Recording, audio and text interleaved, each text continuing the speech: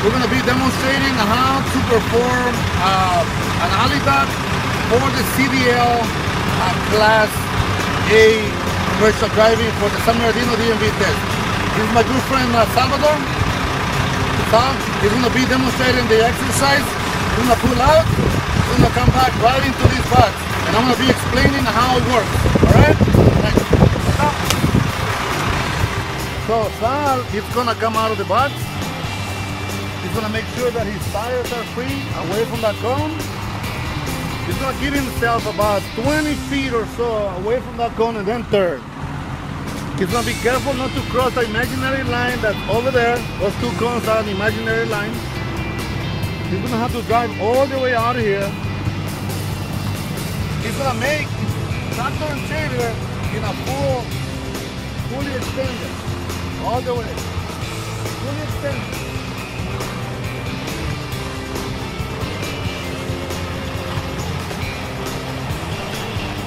Our truck is fully extended now.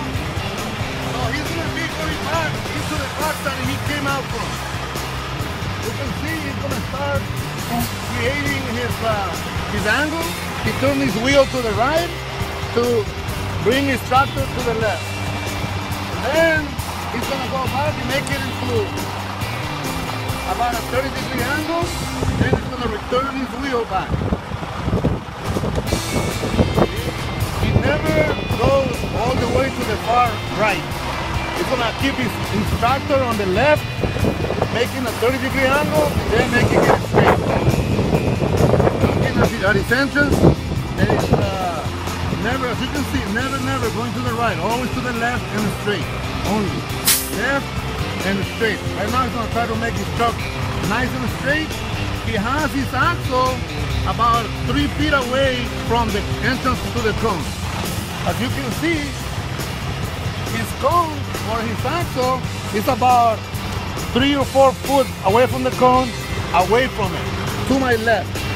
And he's aiming for that. Now he brought his tractor to his left to push the trailer in the at the right angle.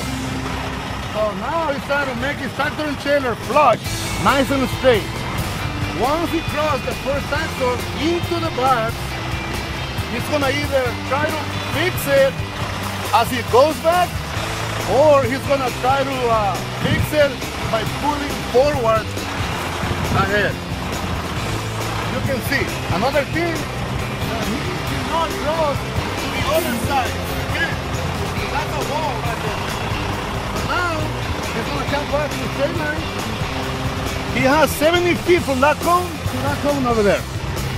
He can use that to fix his truck if he has to. Sometimes they don't need to pull it all the way out if they don't feel like they need to. So right now, I think he feels that he doesn't have to pull all the way out. And now he's gonna send it back. He's gonna go left and right in a straight line back. Left and right. Yeah, left and right. Left and right right there. Now he's gonna be looking very closely at the very last cone. See? That's what he's doing. He's looking at his cones, how far they are. He doesn't want to pass the very far cone, the very fast cone, that last cone, because it's gonna create a 10-point deduction if he does. So he put it kind of close to it. Now he's gonna get off the truck. And you have to make sure to see how he gets off. See, 3 points of contact with the back facing out. He's gonna check how far he is from the final position. His rear bumper has to be in between those two lines. He checked, now that he knows how much he has to adjust it. He's gonna get back in the truck and push it a little bit back. Then he jumps in, he sets up, and releases his brake. He pushes in the parking brake and the trailer brake. He puts it in reverse, engages the clutch, and begins to reverse. There, just a few inches that he needs, boom. Now he can put his brake and check again.